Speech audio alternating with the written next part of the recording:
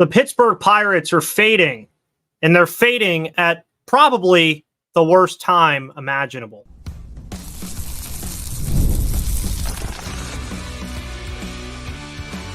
You are Locked On Pirates, your daily Pittsburgh Pirates podcast, part of the Locked On Podcast Network, your team every day.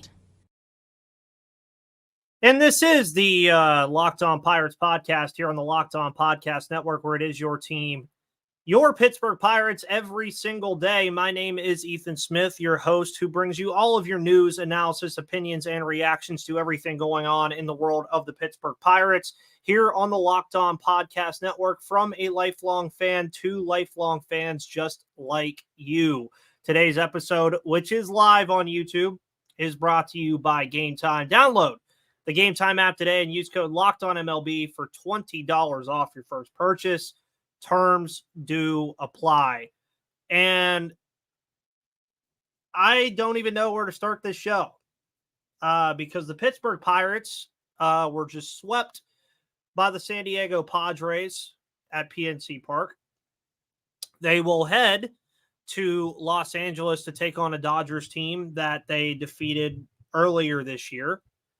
And I don't know, folks. I don't know what analysis to give you here. I don't know what to really say at this point with this team, because it felt so promising coming out of the All-Star break to beat a team in the Philadelphia Phillies that at the time was one of the best in baseball and still is.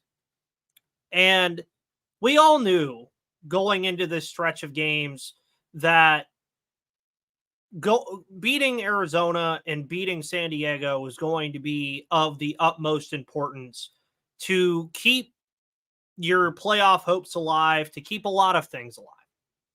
Now, I will say, and this is probably just the optimist in me, you guys know I am the eternal optimist, Pirates are still only 4 games out of the wild card right now, behind the Mets and the Atlanta Braves. And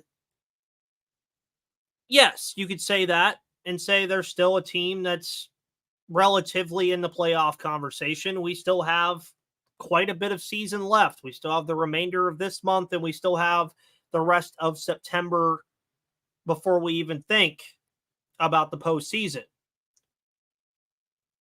They added the deadline, and things just, it just felt like things were going great. Like, you get Brian De La Cruz, you get IKF, you get Jalen Beeks, you get Nick York, you get Billy Cook, you get all these guys and say, okay, we're going to at least go for it. Then the Arizona series started, a big series, mind you, that we all knew about. And ever since that Arizona series, the first one, not the second one, the first one, there's just been an eerie feeling around this team. There's been just a sense that the balloon that was inflated has now deflated with this team.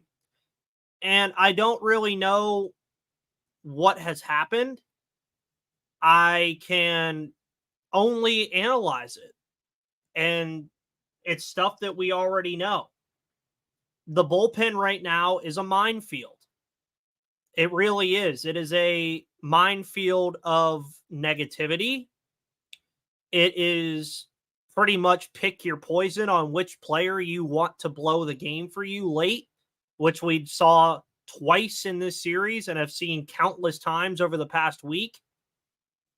And that has cost the Pirates prime positioning in the postseason.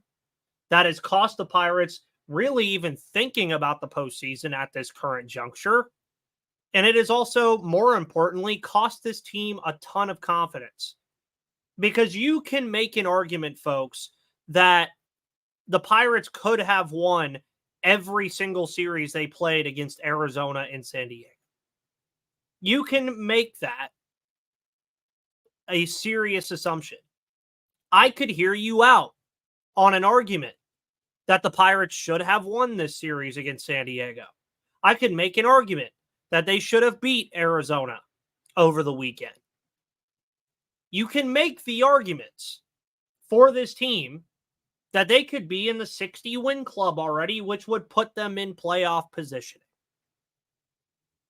Isn't that something? And there was a stat that Fox Sports, who broadcasted the game on Tuesday, posted on their screen last night showing manager Derek Shelton, and I tweeted it out on Locked On Pirates. In close games, the Pittsburgh Pirates, in one-run losses, had 20 one-run losses going into last night. They had 23 blown saves going into last night. In the span of less than 12 hours, the Pittsburgh Pirates, or 16 hours, whatever. In that time, very short time from last night to this afternoon, the Pirates managed to add 2 more to each of those totals. 22 one-run losses, 25 blown saves. Folks, I hope you have something to say other than what I have to say, because if not, we're just going to be sitting here agreeing for 30 minutes. And that's where even Mateo says, I was in the stadium for the Jock home run, and it hasn't been the same since.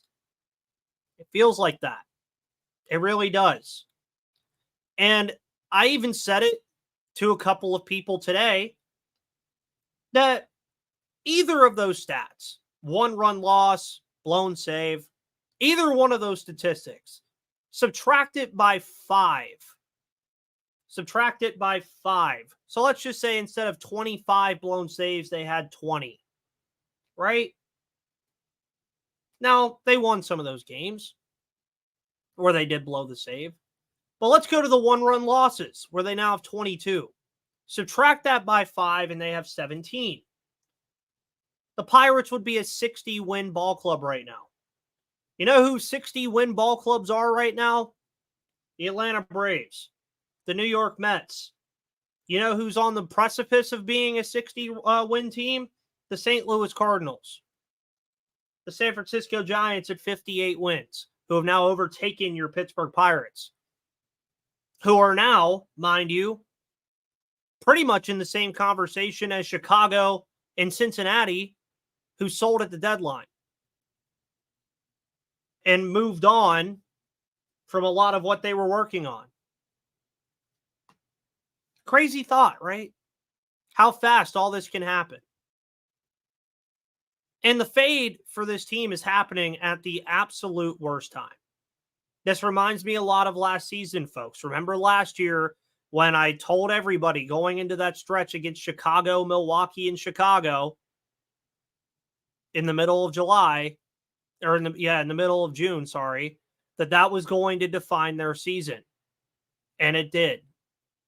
The eerie, scary feeling about what we have just witnessed over the last week and change with them playing Arizona twice and San Diego, who, mind you, they will play next week, is that feels the same way.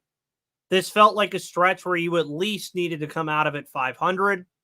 You lose 2 series to Arizona. You get swept by the San Diego Padres. And now the Pirates and us as fans are just sitting here twiddling our thumbs wondering, can they come back from it? Truthfully, that's what we're doing right now. Can this Pirates team even salvage what has been placed in front of them? And can they find a way to make this work and stay competitive through the rest of the year? But we're going to continue to talk about this. I'm going to continue to share my thoughts. And there's a reason I want to continue to share my thoughts, is because these are games that the Pirates should be winning, but aren't. And we know what the problem is, and we're going to discuss that problem next on Locked On Pirates.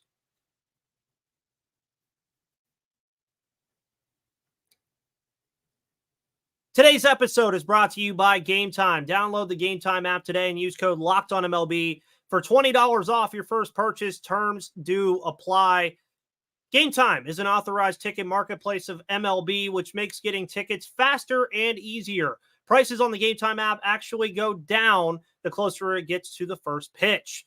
Save up to 60% off buying last minute for sports, concerts, comedy, theater, and more. You can even save more in the app with Flash and Zone deals, which are based on seats or sections. You get all-in pricing that shows you the total up front with no surprise fees at checkout, and you can even get a panoramic view from your seat in the app before you buy. Your purchase is always covered with the most flexible customer service policy in the ticketing industry. So download the Gametime app, create an account, and use code LOCKEDONMLB for $20 off your first purchase. Terms apply. Again, create an account and redeem code LOCKEDON MLB for $20 off, and download Gametime today. Last minute tickets, lowest price guaranteed.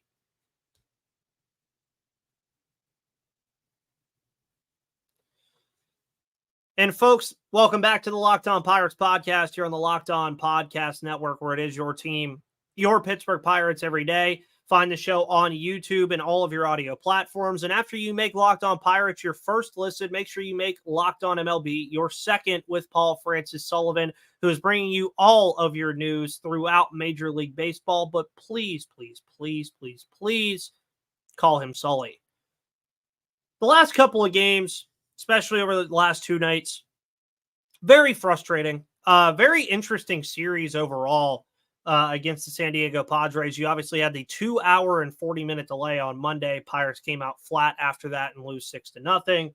Last two nights, though, a 1-run lead in the 9th inning, up to your closer to get it done. He doesn't get it done.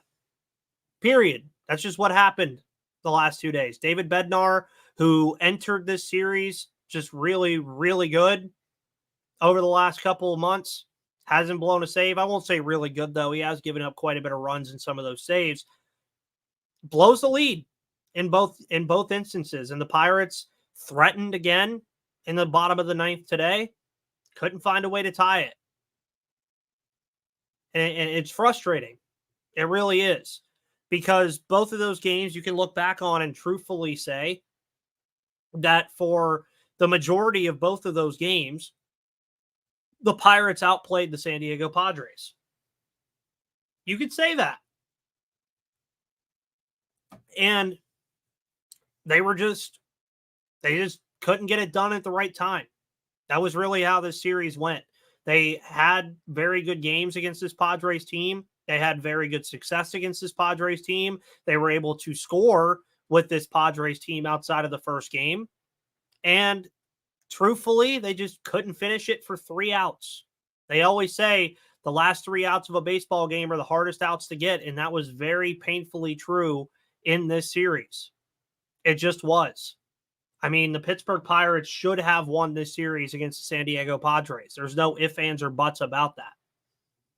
And this is, by the way, I'll give my flowers. This is a very good Padres team. That is a dangerous Padres team if they get to the postseason. And they're even making the Dodgers, who the Pirates' opponent will be this weekend, kind of sweat a bit for that division now. A division that was otherwise just out of the picture for Arizona, San Francisco, and San Diego. Now, all of a sudden, it is. This is a good Padres team. And the Pittsburgh Pirates had them on the ropes twice and should have beat them twice.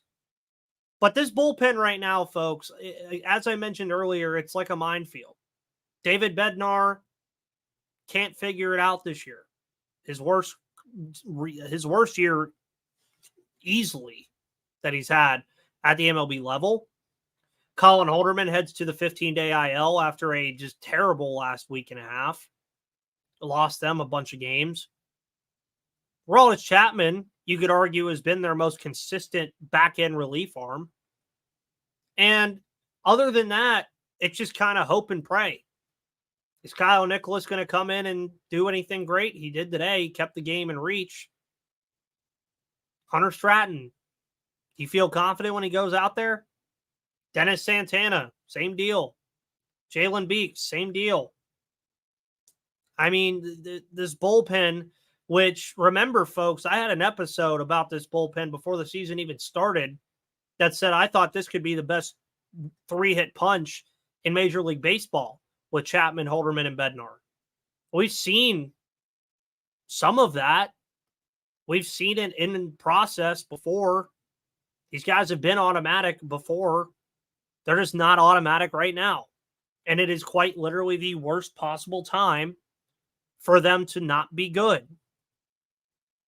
Because I had somebody joke with me right now that this Pittsburgh Pirates team, very ironically, their weaknesses have become their strengths, and their strengths have become their weaknesses. The offense is starting to score. It is. The offense is putting up runs. But the bullpen has just been absolutely awful. And I want to read this from Aaron. I told my buddy a few days ago, after failing to sweep Houston and having a disappointing Arizona series, I knew this team would implode down the stretch. They need to fire Shelton and Haynes. Well, the last part, I'll kind of skip around because I just don't really want to berate anybody outside of this right now. This is just about team performance. Derek Shelton's decision-making, I think, has been subpar this year at times. I think his decision-making has been great at times. Andy Haynes, I mean, what more needs to be said about watching strike three go down the middle consistently? But you also can't really blame this on the offense as of late either. You just can't. I mean, these last two games especially, the offense put the Pirates in a position to win these games. That's just a fact. They put them in a position to win these games, and they couldn't do it. I mean, the last two games, folks, they had the lead in the ninth inning. Jackson Merrill had a phenomenal series. There's nothing else you can really do or say. I mean, the bullpen right now is the sole reason why they're losing a lot of these games. Now, I know people will get mad about other things, like O'Neal Cruz. Did he have to try to throw that ball to second? Well, when you're in the middle of a 3-game losing streak and you're trying to salvage a win, you're going to press the issue a little bit to try to get that double play, which, if I may add, if he would have put that ball on target, he probably gets him out, or at least makes it a close enough play. But I wouldn't blame it on that. And right now, the last 2 days, I wouldn't blame it on anybody except David Bednar. In truth, he is the closer that this team has. He's the closer. This is his job, is to close games, and he's not doing it. Now, I know that he was on, again, I mentioned it earlier, that he was on that crazy streak of having like not a blown save for a long time, but he was giving up runs too. David Bednar, to be quite honest, this year has sucked. He's just not been good. He's not been a good closer. He has not been really good in any spot, really, this year. And he just doesn't seem like he has his stuff this year. And it's okay to say that. It truthfully is. And then you look at Colin Holderman. I mean, dude, I thought he was an all-star before the all-star break. I really did. And he's just completely imploded. Aroldis Chapman has been, again, I think their best, most consistent back-end reliever right now and should be the closer at this current moment. And then the rest of it is just a catch-22 right now. And sadly, it's costing the Pirates games when they need to be winning. That is just the cold, hard truth of all this. One position group is the majority reason why the Pirates are now in the position that they are. That sucks because it's true. And as a host of the show, you guys know this. I don't want to come on here and berate this team and talk crap about them. But you're in the middle of the most important stretch of baseball we've watched in the last 6 years. And time again, when the Pirates have a 1-run or even hell, a 2-run lead in the ninth inning, all I can wonder in the back of my head is how are they going to do it this time? How is it going to blow up in their face this time? And I'm sure a lot of you share that same feeling as well. And really, what we're going to talk about on the final part of this show is it kind of feels like they can't fix it because they just don't have the options to. So we're going to talk about what it's going to feel like moving forward for this Pittsburgh Pirates team that is now on a slide and lost 4 straight. The second longest losing streak in the National League, mind you. and really what we should expect this weekend against the Dodgers. We'll discuss in a moment.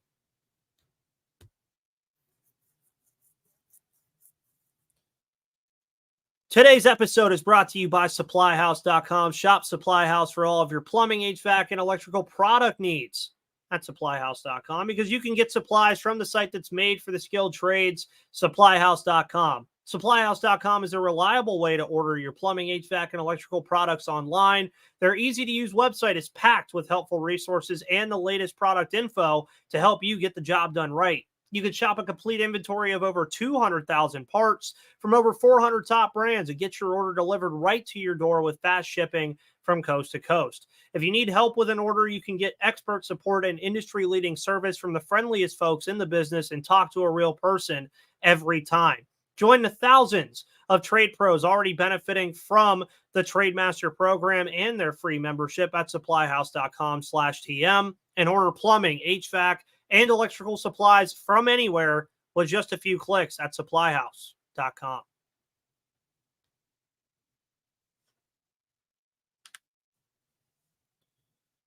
And welcome back to the final part of today's episode of Locked On Pirates here on the Locked On Podcast Network, where it is your team, your Pittsburgh Pirates every day. Zach said this earlier in the show: send down Bay, call up York, send down Triolo, call up Cook, DFA Grandal, call up Davis. I'm fine with it. I'm not a G1 Bay fan. I won't even hide that anymore. I'm just not a fan of G1 Bay anymore. And, you know, that's just how it is. Shanti says, I've been a lifelong Pirates fan for 2 days, and this team has already taken 5 years off my life. Well, welcome to the club. Welcome to the club. If it's 2 days for you and it's taken 5 years off your life already, then folks, I'd probably be dead. Just being honest there. And I'm only 25. So this Pirates team, man, give your thoughts. I'll hit all of them. But they head to LA this weekend, a team that they've already beat. Obviously, the highlight of this series will be Skeens versus Ohtani 2. As it should be. I mean, Paul Skeens, Shohei Ohtani, probably something fun to at least talk about and bring out of this series that's upcoming. Dodgers right now, as I mentioned, kind of clinching a little bit. The Padres in Arizona, thanks to these wins with over the Pittsburgh Pirates, are two of the hottest teams in baseball, both 8-2 in their last 10 games now, which is tied for the best record in all of baseball in the past 10 games. Meanwhile, San Francisco 7-3, the Pirates 4-6 in their last 10 games. So I don't really know how to feel, folks. I mean, I really don't. I just, even watching that game today, as I mentioned earlier, I saw that they take the lead with the Joey Bart home run, and it felt like, okay, there's the reset to reality. You know, there's the reset to playing good baseball again. And it just didn't work. I mean, the bullpen gave it up again, more specifically David Bednar and Killicam, one of the better listeners of the show. Bay, Triolo, Taylor, Grandal, and Bednar have to go. The only one I'll disagree with there is Michael A. Taylor, because they quite literally have nobody else except Billy Cook to play center field, and obviously Billy Cook does not have a lot of MLB experience. So everybody else, I mean, sure, Triolo, whatever. I mean, if IKF can play second every day, which I think is fine, and that's what you do. But I don't know, folks. I really don't. I mean, I'm almost feel like I'm just talking to you guys rather than doing a show now, because this is very frustrating. But also, as I've mentioned on this show countless times, you look at this team and you wonder, hey, where could they be? Where could this team be if they didn't have so many blown leads? Where could they be if they didn't lose games like this to San Diego and lose games like this to Arizona? Where could they be? They could be a wild card team. You'd even be thinking about the division. But let's also not forget that this is the first time that guys like Reynolds and Cruz and Hayes, Keller, Skeens, Bednar even are in competitive baseball games at this point of the season. This is a first for a lot of these guys. And I think that that's really, really warranted to talk about, truthfully. I think it's important to talk about. But I don't have much else to say on it. If you guys have anything else to say, I'll hit it real quick and then be on our merry way on this beautiful Thursday. TP Joseph, yeah, that was a wild game yesterday. Yes, indeed it was. It was a very wild game yesterday. And sorry that I don't have my usual excitement and jubilation, but I don't understand how anybody would expect me to be very excited about any of this. But folks, I'll leave it there. Pirates are sliding. They're fading fast. It's happening fast. It doesn't look good, but we'll see what they can do. I'll be back tomorrow to discuss the LA Dodgers series that the Pirates will be partaking in this weekend here on the Locked On Pirates podcast. Find the show on YouTube and all of your audio platforms. Find me on Twitter at MVP_Ethan and at Locked On Pirates. Make this your first listen. Go listen to Locked On Steelers with Christopher Carter, Locked On Penguins with Hunter Hodes, and Locked On MLB with Paul Francis Sullivan. Till then, folks, see you on the flip side.